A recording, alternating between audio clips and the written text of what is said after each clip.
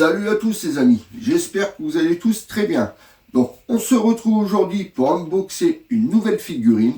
Donc aujourd'hui je vais vous unboxer une figurine qui est sortie le 13 février 2025. Elle fait partie de la gamme Matchmakers et je veux bien sûr parler de Perfect Cell. Donc tout de suite, on perd pas plus de temps, on fait le tour de la boîte. Allez, c'est parti.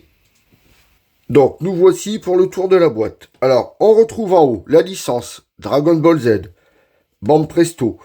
On retrouve ici notre Perfect Cell, la gamme Matchmakers. On retrouve encore le nom de la gamme ici, Bandai. Sur le côté, on retrouve une magnifique illustration de notre Perfect Cell avec le nom de la gamme ici, Cell, il est marqué Dragon Ball juste en dessous. À l'arrière, on retrouve le plan de nos deux figurines, car les Matchmakers, vous savez bien que c'est un duo de figurines. Donc là, on a le Cell Kamehameha avec le Gohan juste devant Kamehameha. On retrouve ici Bandai Namco, la licence Dragon Ball Z, le nom de la gamme. Ici, on a une photo en noir et blanc de la figurine avec la gamme juste en dessous. Au-dessus, on retrouve la licence, la gamme, le petit stickers comme quoi ça vient du Japon. Et en dessous, on a l'habitude, les inscriptions en japonais. Donc maintenant, on prend le cutter, on va ouvrir les scellés et on va découvrir cette figurine ensemble. Vous avez bien sûr remarqué que c'est la figurine que j'ai fait gagner au concours.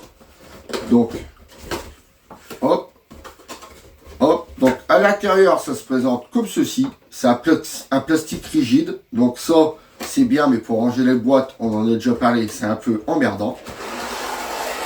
Donc voilà comment se présente la figurine en sortie de boîte. Donc comme d'habitude, je déballe tout ça et on se retrouve pour le gros plan. A tout de suite.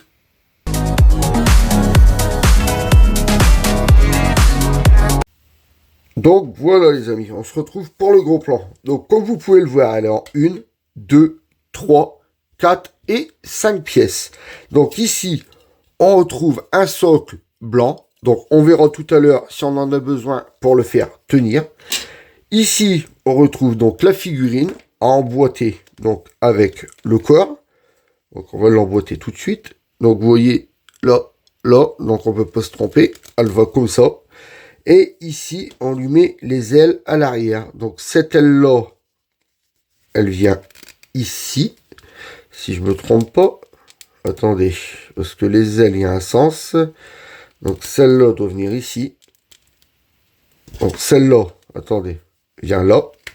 Donc là, c'est sûr, elle emboîte. Et celle-là, alors celle-là, elle ne veut pas s'emboîter. Alors, je suis...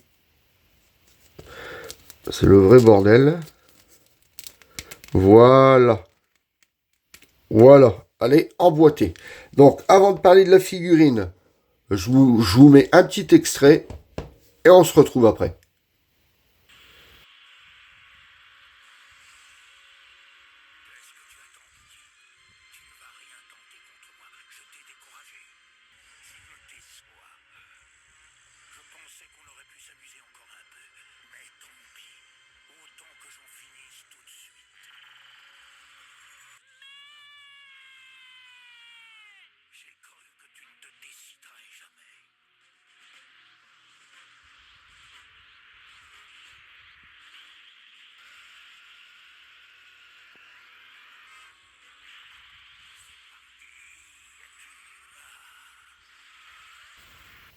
Donc voilà les amis, on se retrouve pour décortiquer tout ça.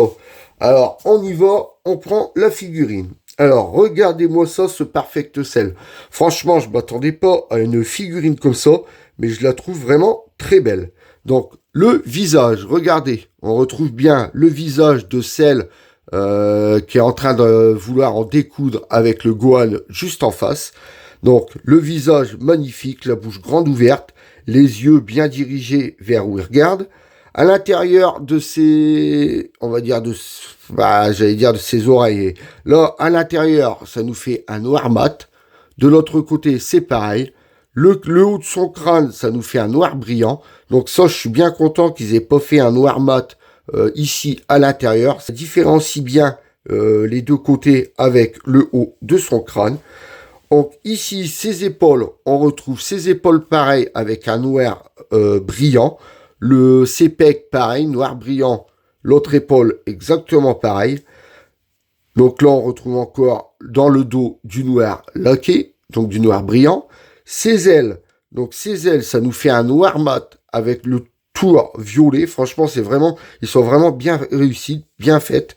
L'autre aile, vous voyez, pareil, ça nous fait un noir mat avec le contour brillant. Ils sont vraiment magnifiques. À l'intérieur, vous voyez la matière à l'intérieur, hein, ça nous fait des petits traits à droite à gauche. Franchement, le travail de sculpte sur les ailes, ça a vraiment bien été réussi. Ici, donc, un petit peu tordu, on va la redresser. On retrouve sa queue, donc son piquant. Faites bien attention. Donc à l'arrière, franchement, les couleurs sont vraiment magnifiques. Ici, donc, on retrouve, comme je vous disais, le piquant en couleur belge. Ensuite, l'avant. Donc ici, entre ces articulations, on retrouve bien le violet avec tous les traits. Les points, donc les taches du moins qu'il y a dessus, ce sont des taches creusées. Ce ne sont pas des points de peinture posés comme ça à l'arrache. C'est vraiment creusé et peint ensuite juste à l'intérieur. Là, sur les bras, c'est exactement pareil. Donc, tous les points qu'on peut voir sur la figurine, tout est creusé. Ensuite, le vert. Le vert, ça nous fait un vert clair. Donc, il n'y a pas de nuance de couleur dessus. Mais franchement, sans les nuances, ça ne dérange pas du tout. Car la figurine est vraiment très belle. Les mains, regardez les mains. Ça ne fait pas du tout pâté. On voit bien que là, il est en train de préparer sa boule pour son Kamehameha. À chaque fois, à chaque bout de doigt, on retrouve bien ses ongles. L'autre main, vous voyez que c'est pareil. Donc sur le bras là, pareil, les taches. Aux intersections, on retrouve bien le violet. Donc ici sur les côtes, pareil. Hein. Le violet ici à l'intersection de son bassin et du bas. Ensuite, là, les cuisses. Donc on retrouve pareil, hein, la même couleur, le même vert que sur les bras. Ici, ça nous fait une coque noire brillante, vous voyez, tout le tour. Là, on le voit bien, le violet à chaque intersection d'articulation. Ensuite, on descend ici, donc on a le genou, le violet juste en dessous. On descend ici sur du noir brillant, du noir, franchement, regardez le noir laqué. Franchement, il est très beau. Franchement, cette figurine-là est vraiment très belle. Je ne la voyais vraiment pas du tout comme ça. Ici, donc on retrouve ces godasses, un jaune uni, hein, pareil. Donc il n'y a pas de nuance de couleur dessus. Mais je vous promets, je ne m'attendais pas à avoir une belle figurine comme ça. Déjà, bon, je le trouve un peu maigre. Vous voyez, il est pas... il devrait avoir plus de muscles. C'est le seul défaut que je lui trouve. Je le trouve un peu sec. Mais sinon, mis à part ça, franchement, je trouve que cette figurine est vraiment très très jolie. Donc maintenant, on va la poser et on va voir si elle tient debout toute seule. Donc on la pose et on voit ça tout de suite. Donc petit moment de vérité, est-ce qu'elle tient debout toute seule? À mon avis, avec le poids des ailes et tout à l'arrière, ça m'étonnerait qu'elle tienne toute seule. Là, je m'en doutais, vous voyez, elle ne tient pas du tout. Donc le socle blanc, on va en avoir besoin. Donc à mon avis, il se met sur ce pied-là. Ouais, vous voyez, vous avez juste à rentrer. Hop, voilà. Vous voyez, vous avez juste à rentrer le pied dans le socle et la figurine tient toute seule. Bon, par contre, petit bémol, le petit socle, ils auraient pu nous faire un socle transparent parce que franchement, l'idée de venir poser son pied dessus, enfin du moins dedans, pour qu'elle tienne, franchement, je trouve l'idée top. Mais la couleur blanche, vous voyez que c'est vraiment quand même visible. Moi, je trouve qu'ils auraient dû faire un socle comme ça, transparent, et là, ça aurait vraiment été nickel.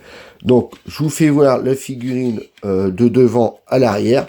Vous voyez, franchement, ça nous fait une très très belle figurine. Et là, vous voyez la figurine complète. Vous voyez, quand on voit la grosseur de ses membres, j'aurais voulu qu'elle soit un petit peu plus costaud.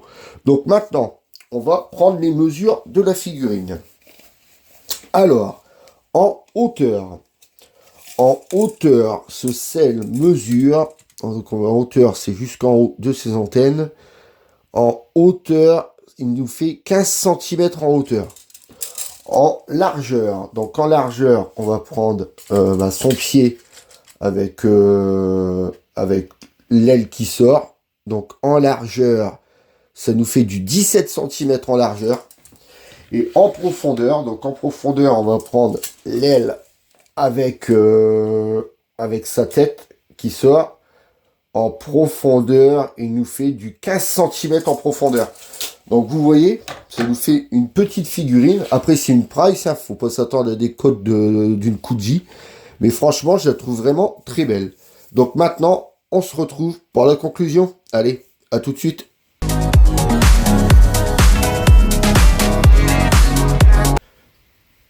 Et voilà, on arrive pour la conclusion. Donc aujourd'hui, je vous aurai déballé le sel de la gamme Matchmakers qui est sorti le 13 février 2025 au Japon. Donc maintenant que je vous ai donné mon avis, à vous de faire le vôtre. Alors, on arrive à la fin de cette vidéo. Si vous avez aimé, lâchez-moi un pouce en l'air. Si vous n'êtes pas encore abonné, venez vous abonner. Venez rejoindre la chaîne et la faire grossir avec nous. N'oubliez pas d'activer la petite cloche pour ne louper aucune notification. Vous pouvez aussi me retrouver sur Instagram, TikTok et Twitch. En ce moment, je live beaucoup sur TikTok et Twitch. Donc venez si vous voulez papoter ou regarder à quoi je joue. Franchement, ça sera avec plaisir de vous avoir sur la chaîne. Donc sur ce, je vous laisse en compagnie du box. Et je vous dis à très bientôt pour une prochaine vidéo. Salut à tous.